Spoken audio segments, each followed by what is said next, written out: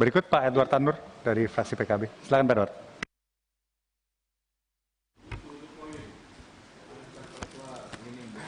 Siap Pak Ketua, aman saja hari ini. Terima kasih banyak pimpinan Komisi 4 beserta anggota yang saya hormati, Bapak Menteri beserta jajarannya. Singkat saja saya berbicara. Kalau kemarin saya omong, hari ini saya berbicara. Ada beda Pak. Jadi hari ini saya menggunakan Indonesia Raya. Jadi berdasarkan pagu anggaran yang diberikan kepada KKP memang kecil, jadi saya tidak membahas terlalu banyak. Anggaran sudah kecil, kita bahas terlalu banyak, sebentar Pak Menteri juga bingung, pusing. Banyak ngomong juga percuma sekarang. Ngomong tidak lebih, tidak kurang, pas. Jadi baik Pak Menteri, saya mau menyampaikan mengenai pencapaian target ekspor. Saya beri apresiasi, itu bagus, berarti ada peningkatan, artinya sudah ada kemajuan. Dan juga mengenai penyerapan anggaran, bagus, mungkin paling tinggi sudah, tapi saya belum tahu kementerian yang lain. Yang saya tahu lingkungan hidup Pak lebih tinggi, lingkungan hidup 97, Pak punya 98, luar biasa. Hanya masih kurang belum 100%, itu kurang. Jadi Pak, saya ini bingung tadi. Pak tulis ini realisasi kegiatan prioritas KKP tahun 2021. Yang perlu saya tanyakan Pak, ini realisasi benih ikan ini, kita di dapil saya, itu benih ikannya dapat jatahnya 1 juta, dapatnya cuma 30.000. Ini targetnya bagaimana? Ini target dari mana ini kalau bisa benih ikan? Pakannya targetnya 100% yang dikirim, 10 ton. Saya bilang ini mau kasih makan apa ini ya? Ikannya tidak ada, saya bilang kasih ayam saja makan atau kasih babi saja makan di sana. Ini kan tidak sinkron ini. Ini yang salah sebenarnya siapa ini?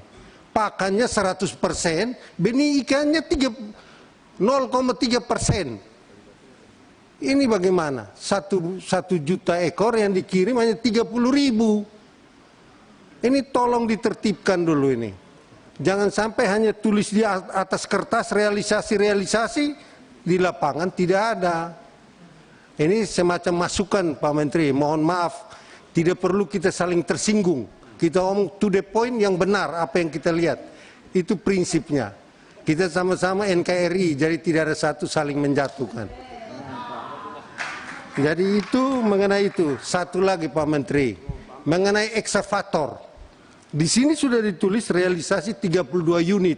Saya lihat lagi tahun 2022 33 unit. Saya hanya mohon tolong pemerataan.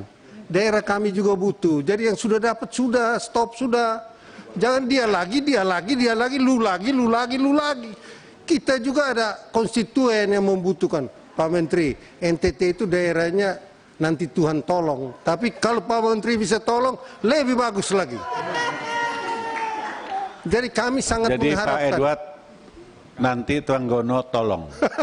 Oh iya. Setuju Pak Ketua. Jadi ini kita ngomong santai tapi serius.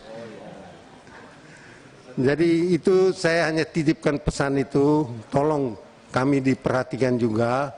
Dan mengenai kapal penangkap ikan, jadi produksi budidaya ikan memang tinggi. Sebenarnya produksi ikan tangkap di laut ini juga sebenarnya tinggi.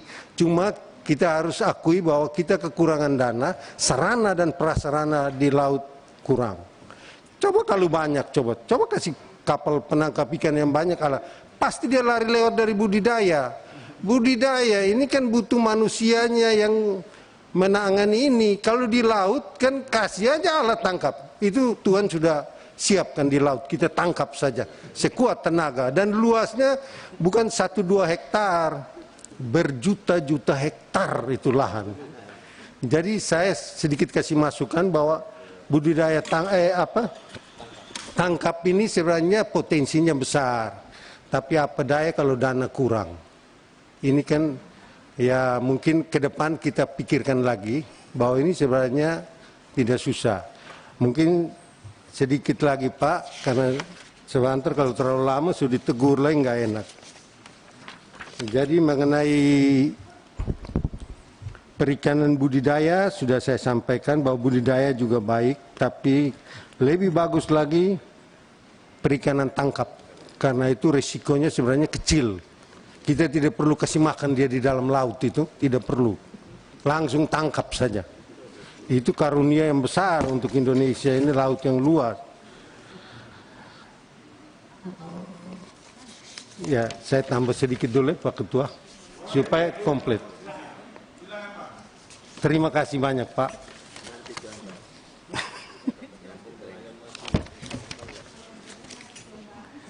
Jadi tantangan terhadap pengelolaan produk perikanan, satu, belum optimalnya integrasi sistem produksi perikanan dari hulu hingga ke hilir. Dua, sarana dan prasarana usaha perikanan yang masih belum memadai. Tiga, penguasaan teknologi dan aksesibilitas terhadap infrastruktur dan informasi belum memadai.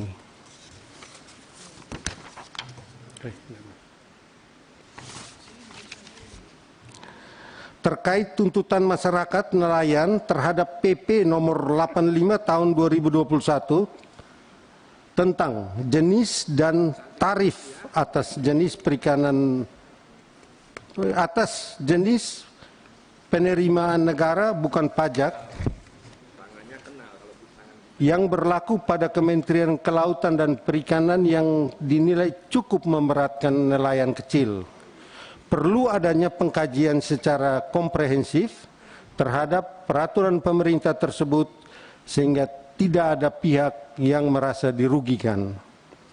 Poin berikutnya, mengenai adanya automatic adjustment sebesar 5%, maka perlu kiranya Kementerian KKP agar memikirkan hal tersebut tidak mengganggu program yang berkaitan dengan masyarakat luas. Berikutnya, adanya permasalahan terhadap pembenihan seperti bantuan benih itu banyak yang mati. Sebenarnya menurut PPL atau yang ahli perikanan itu, kalau boleh benihnya 8 sampai 10 cm. Kita kasihnya 4-5 ini, wah celaka. Sampai sana ikannya sudah semaput. Mau digoreng makan juga tidak bisa. Malah racun lagi. Jadi ini tolong diperhatikan. Kasih benih itu yang saya yakin Pak Menteri tidak salah. Yang salah ini yang pengadaan benih ikan ini. Ngaco semua ini. Udah tahu ikannya masih anak-anak kok dikasih. Kasih yang remaja lah, supaya daya tahannya agak kuat lah. Kita sedih, kita di daerah pedalaman ini Pak, sudah kasih ikan semaput semua, baru taruh di kolam mati. Dia belum penyesuaian dengan lingkungan. Jadi mungkin ini yang saya perlu memberikan masukan, langsung ada Pak Menteri, supaya saya omong jelas, memang tidak ada salah informasi atau misinformasi. Jadi kedepannya tolong Pak Menteri, tegas, kerjakan yang harus disiplin. Ini uang negara, uang rakyat dibuang-buang ini, aduh, celaka sudah ini. Cukup Pak Edward? Sudah, terima kasih banyak pimpinan, terima kasih banyak Pak Menteri, semoga kita selalu sukses. Tadi yang Pak Edward baca itu tulisan Pak Edward apa tulisan staf ahli tadi?